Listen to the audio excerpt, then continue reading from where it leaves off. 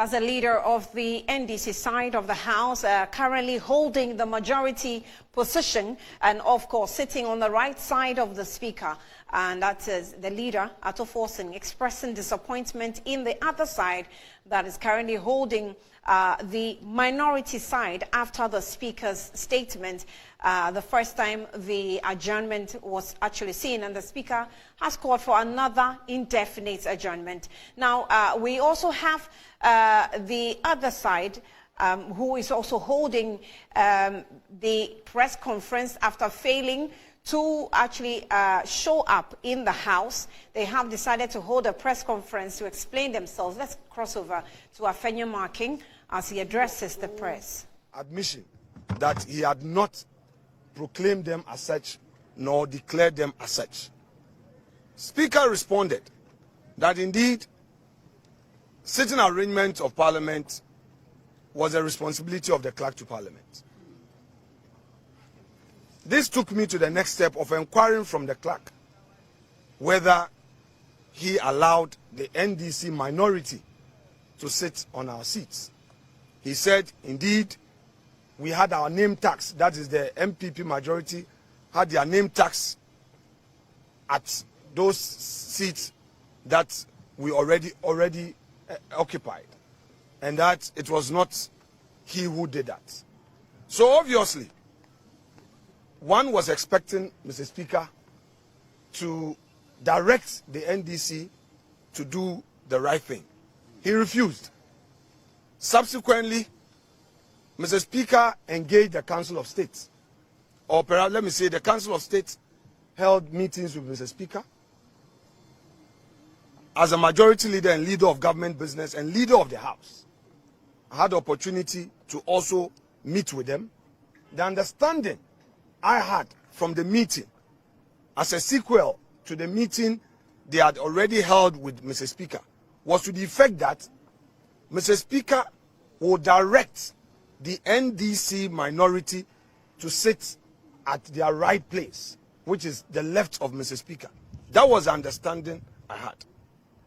I subsequently had a call from the Peace Council. The Peace Council informed me that they had engaged Mr. Speaker on the issue before Parliament, and Mr. Speaker had indeed indicated to the Peace Council that he had not ruled, neither has he proclaimed the NDC minority, and that should we resume or should Parliament reconvene, the NDC minority will go back to their seats. Several other prominent Ghanaians, who for some good reasons I would not want to mention their names, who had engaged Speaker on this matter, had also reached out to us, the majority caucus, and assured us that Mr. Speaker's engagement with them resulted in he admitting that indeed there was no such ruling, which ruling would now proclaim the NDC as a so-called new majority. Now, from the horse's own mouth, granted that all these prominent people misrepresented to us, the majority, yesterday, Mr. Speaker himself, in his press conference in the afternoon, enumerated a number of things. Among them, he said he had not made a ruling.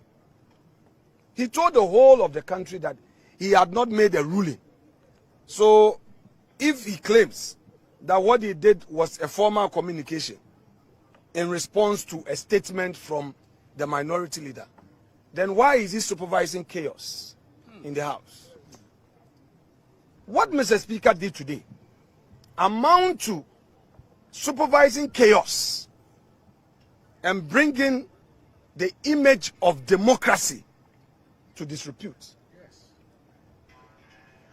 The NDC minority members were all over claiming that we, the majority, did not attend a so-called business committee meeting that they called. Who are they? When did we constitute a new committee in Parliament? I chair the business committee of Parliament.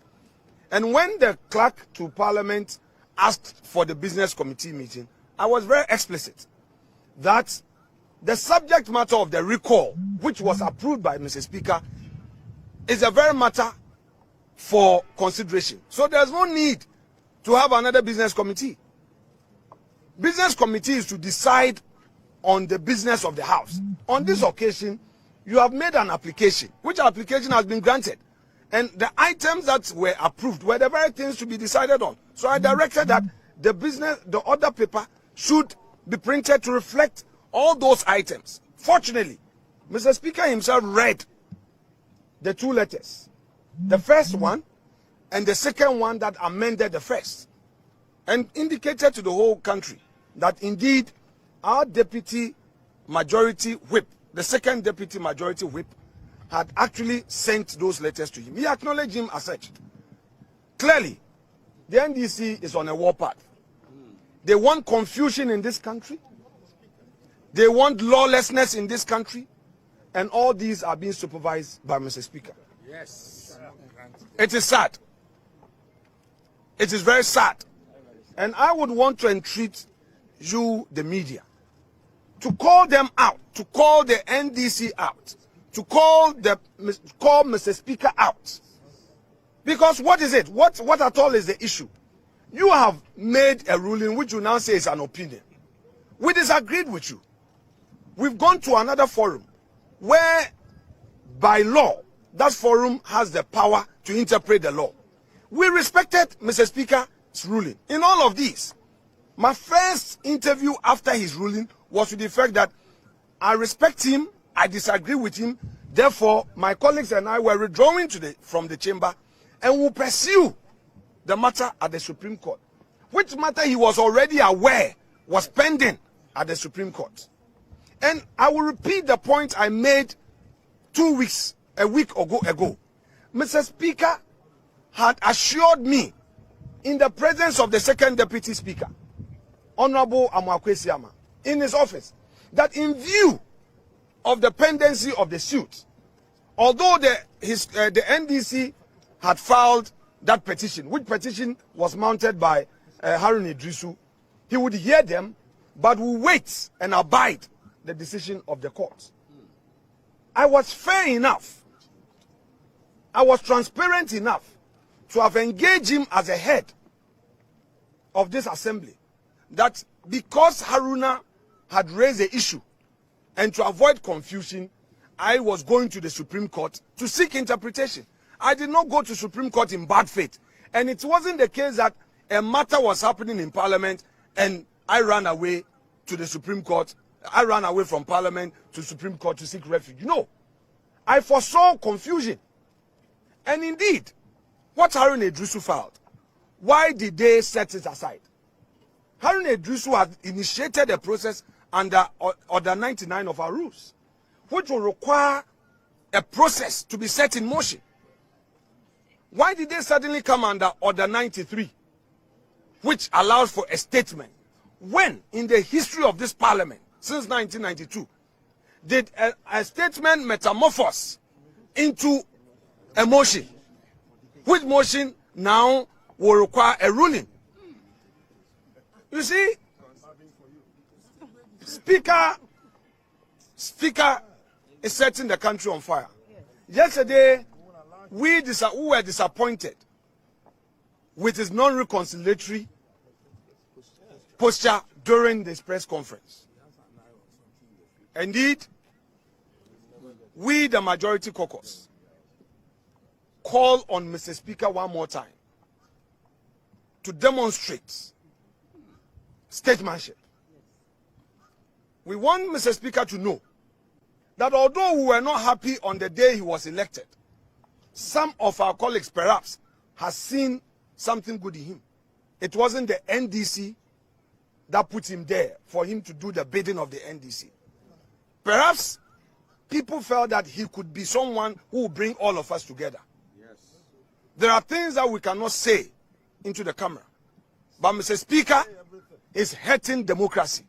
Yes. What Mr. Speaker is doing is to rehearse what the NDC is likely to do should they lose power, to bring chaos, to cause confusion. How can Mr. Speaker say that he respects the Constitution, but he will not subject himself to the dictates of the judiciary. How can you say that the judiciary is in collusion, is colliding with the president, and you mention the president as a person, as an individual? How? What Mr. Speaker is doing is in bad faith. First of all, he subjected himself to the jurisdiction of the Supreme Court. And after losing at the Supreme Court, he turns around to attack the Supreme Court. His own lawyer, my respected senior Tadusori, in court, argued forcefully that Mr. Speaker made a ruling. And he sought to justify the so-called ruling and even challenge the jurisdiction of the court in entertaining my application. For him, the matter comes under Article 99 of the Constitution and not under Article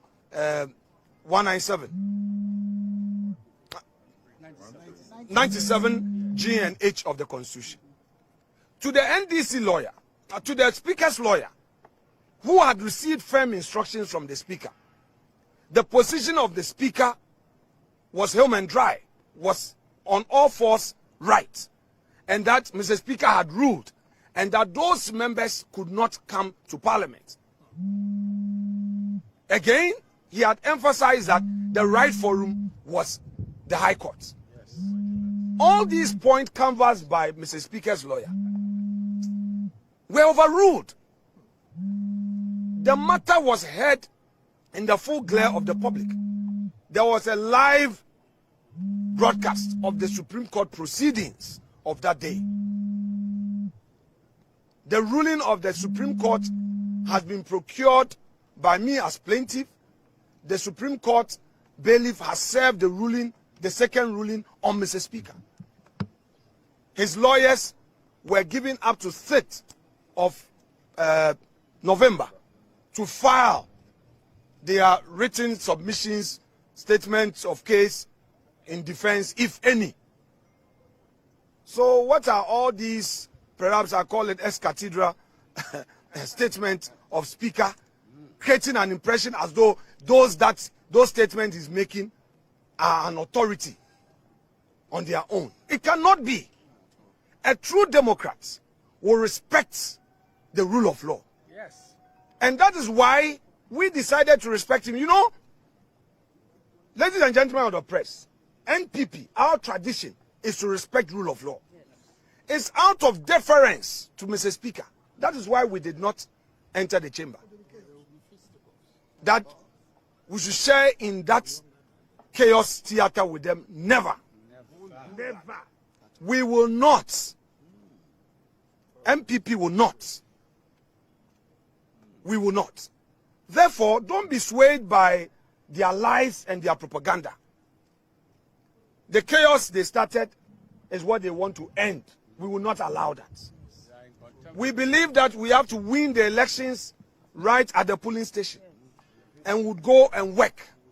Right now, what the NDC has done, basically, are the following. One, they don't want Ghanaians to receive their pay, public servants, because they know that after the elections, there will be no budget. And to be able to pay Ghanaian workers, there will be the need for parliamentary approval of the budget first quarter. That would be on account, appropriation on account. That's it's a constitutional requirement. So that is what they want. They want to stampede it. Two, they want to again create a certain impression that Ghana is lawless. Ghana is not lawless. We will not allow them to give a wrong impression to the international community. We will respect the law. Three, all these businessmen, you know, their fear is that under the 1D, 1F, these companies are going to create jobs. These companies will employ people. So their fear is that should these be addressed, it will mean that all their propaganda of unemployment would fall flat. So further to frustrate businessmen and drive them away. Are these Democrats? No.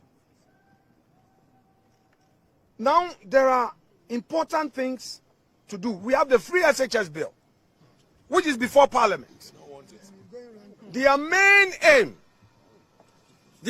aim is to conspire with Mr. Speaker to prevent the free SHS bill from being passed. And in an unlikely situation where they see the light of day in the election, cancel it. That, oh, after all, there's no law backing it. Their main target is the free SHS bill. That is why there was a pre-announcement of its laying in Parliament, and you remember how they fought against it. So it's an opportunity for them to, as it were, prevent the free SHS bill from being passed. And if they succeed in doing that, to them, in their wishful minds, in their wishful thinking, parents will get upset and then say that after all, the free SHS was not working. The free SHS has benefited many Ghanaians in spite of the challenges. We know as a country the reforms that have been made by two ministers, Dr. Matthew Opoku Prempeh and Dr. Yao Educhum. These two gentlemen who were assigned to superintend over the education ministry have done so well. And the outcome of their works is known to all Ghanaians. This is what the NDC want to set back. Thank you very much indeed. I would want... I'll get it. Now, they also made some noise in the chamber. They also made, they double talk. They double talk. They do double speaking, double talking.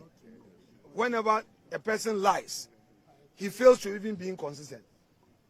In the chamber, where they rushed to go and sit. And again, the clerk this morning, we pre-inspected the chamber. The clerk diligently arranged our name tags at where they were. They came and they physically removed them. And this is where, with the greatest respect and in all humility and no modesty, my dear friends in the media, help us to shape opinion in the right way. Get the message across. They came in there and unlawfully removed our name tags, pulled their chairs to our place and sat on our seats. And Speaker, the cameras, I was watching in my office, and I'm sure you guys are set up. You set your cameras up proud to Mr. Speaker's arrival. You saw what happened. Let the Ghanaian people know. Now they said our members were not present. They claim that those, if indeed the Supreme Court had ruled, why were those members who were affected not in the chamber? Because Mr. Speaker has said nothing about them. This is what Kwame Agboja, making that point. Honorable Kwame Agboja said the members have had a favorable ruling from the Supreme Court, so they should have come. Really, if the Supreme Court ruling is being respected by them, why did they move to the right of Mr. Speaker? My respected colleague Cynthia Morrison is here. I said it in my plaint in court that she remains a member of our caucus. And she's here with us as a majority caucus. Nothing short of that. So I would want you to take note. Now, we look forward to engaging Mr. Speaker in the next few hours and days. We pray that he does the needful. If he doesn't do the needful, we will continue to rely on the law to get the right things done.